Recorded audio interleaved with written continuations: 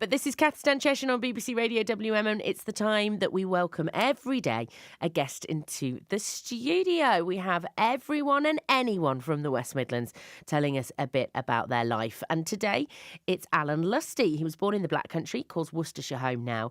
And he has had, well, a whole career, a whole life really, in engineering. Now tries to help other people from quite a young age as well get into the industry. And he joins me in the studio. Welcome, Alan. Hi, Kath. Nice to meet you. Thank you. So tell us where you started out. Was it Albury? In Albury or Rounds Green. Not a lot of people know Rounds Green, but yeah, part of Albury, obviously part of the Black Country. So many years ago.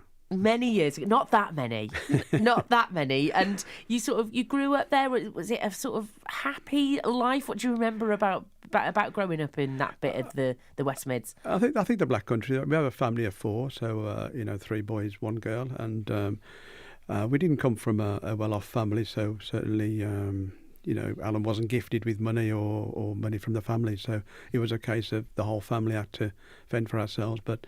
Our parents were good. My dad had 5 jobs just to keep us all fed. 5 jobs? 5 jobs. And that was a reality. Yeah. I mean, it's maybe a reality for some people now again, but... Yeah, very much so. But what were they all?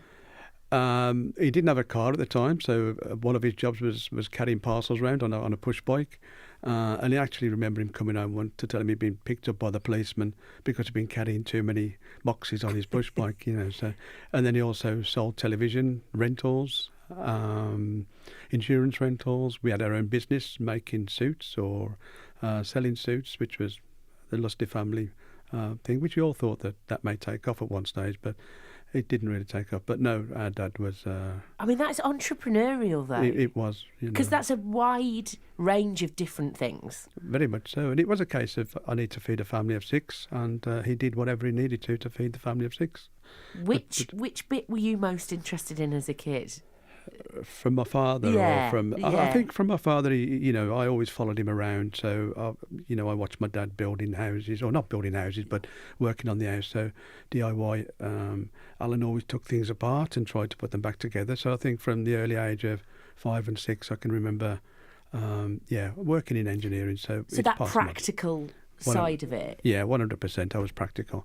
And I think as I moved forward at school, I went to Rounds Green School, which was literally just a walk away from home. It soon became obvious that Alan's not academic. And I came out to my primary school with no qualifications, unfortunately. I failed in those days a thing called the 11+. Mm-hmm. And if you fail the 11+, you go to a school that's really for people that are not academic, really. And but that practical side of you did foster? The practical side. So in those days, the schools used to have workshops and things like that. The workshops have all gone from schools now for one reason or another. And, it's part of what's happened in the UK. We've lost our engineering. And the requirement that the UK or any country in the world needs engineering. You need engineering to build things and make things, really. But certainly I was lucky that in my years at school that the workshops were still there. So I was able to then at least practice my work, my skill set. And do well at that, And do well at that. So, yeah, I had pretty good qualifications with my hand skills, but certainly academic maths, English, they were just not... Did you go into an apprenticeship then? Was that your path into work? 100%. And I think in those days, there was nobody telling us that you had to get qualifications to find a job. In my world...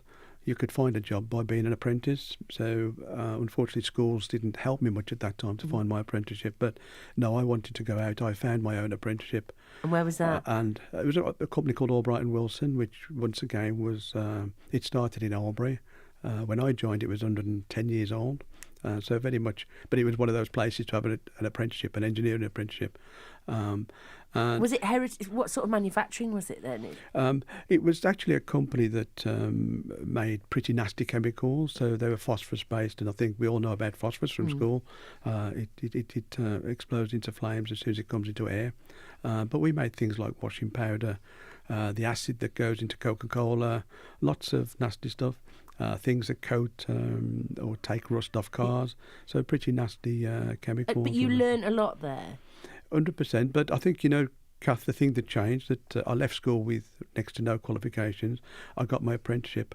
But then as soon as I had to go to college, my mind started.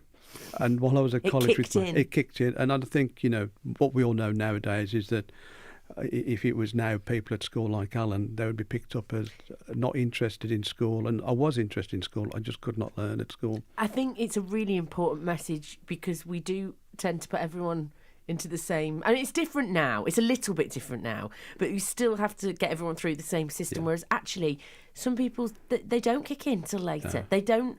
They can't learn as easily, or they find things difficult. But when they're a bit older, it's not that they can't do it. No. I'm not sure if it was age or it was interest. That because I knew what I wanted to be. I wanted to be an instrument engineer, and there was a reason then to actually learn.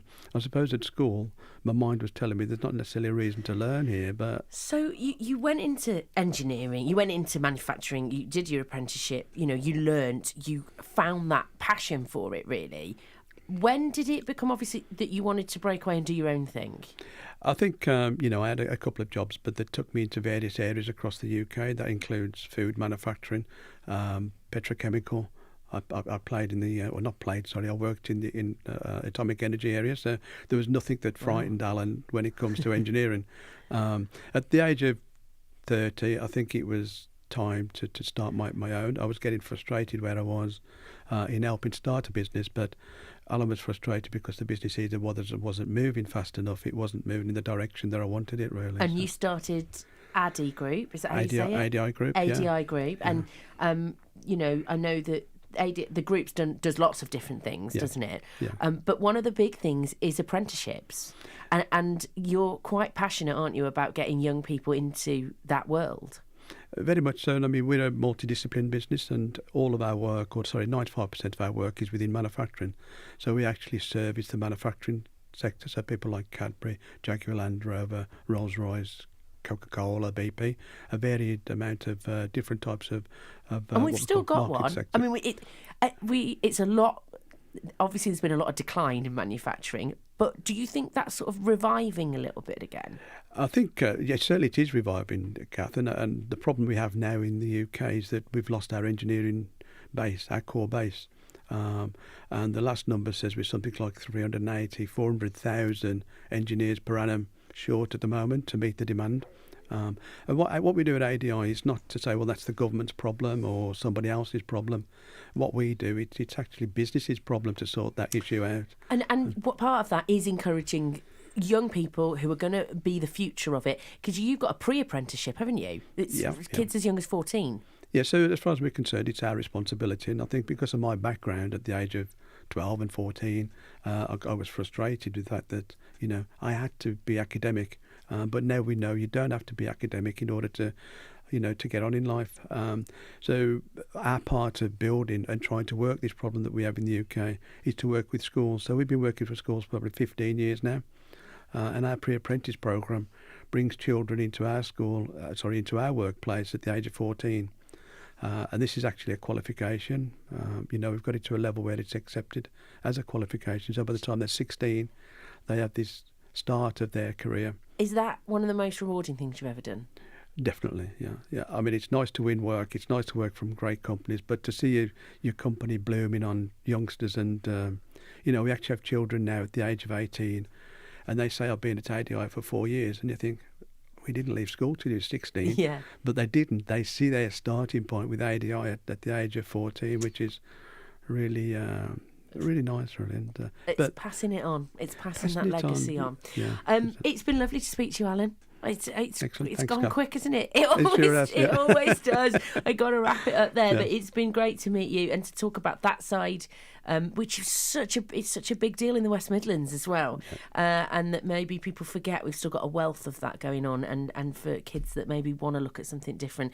Lovely to meet you. Take care, Alan Lusty, there, CEO of ADI Company.